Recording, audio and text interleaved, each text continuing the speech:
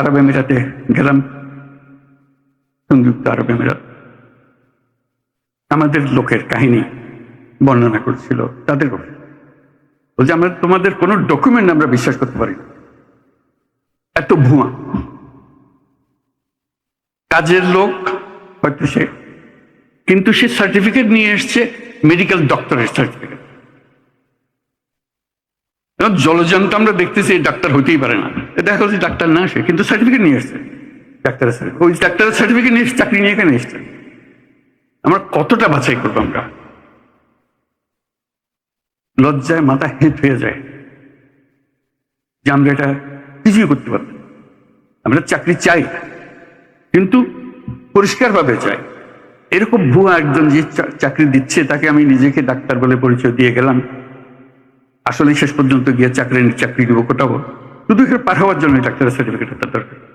এবং আমরা কেউ না কেউ তাকে এই সার্টিফিকেট দিচ্ছি, নিশ্চয়ই অর্থের বিনিময়ে দিচ্ছি।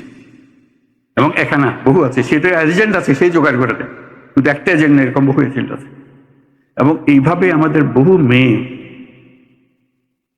মধ্যপ্রাচ্যে হারিয়ে যাচ্ছে, নিয়ে গেছে, এর মধ্যে ফেলে দিয়ে আসছে, কেউ জানে না। হিউম্যান ট্রাফিকিং এর কি বিষয়, বিভৎস বিষয়।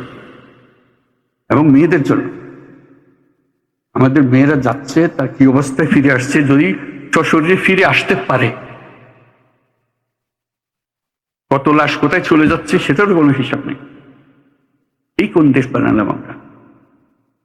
আমরা তো দায়ী, আমরা যে আজকে এখানে এসেছি আমরাই তো দেশ চালাই। কাকে কি বলবো? আমাদের নিজের কাছে, নিজের সন্তানদের কাছে আমরা কি চাও? কাউকে আমরা রক্ষা করতে পারছি না। এই মৃত্যুর জন্য, এই ট্রাফিকিং এর জন্য আমরা দায়ী না? আমরাই তো দায়ী, আমরাই তো সহজ করে দিয়েছি তাকে যাওয়ার জন্য। এটা অসংখ্য কাহিনী, এগুলো আপনারাও জানেন, বহু জানেন। আমি একত্রের কথাগুলো বললাম যে এটা, এই ভীষণ রোগ থেকে আমাদের সারা গায়ে ঘা,